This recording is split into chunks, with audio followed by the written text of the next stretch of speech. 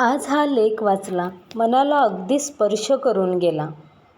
पत्नी जर आपल्या आईवडिलांची सेवा करण्याची जबाबदारी आणि अधिकार मुलींवर असता तर? पती तर काय? पत्नी अहो काही नाही, आता राहू द्या. पती अगं ऐकतोय मी, बोल ना पुढे.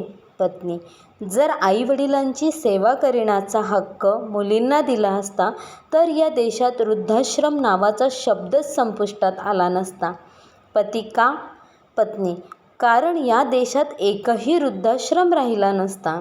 पती एकदम चूक. पत्नी चूक कोणाची? पती प्रत्येक मुलींची. पत्नी ते कसे? पती अगं काही नाही, राहू दे ना आता. पत्नी सांगा ना, ऐकते मी.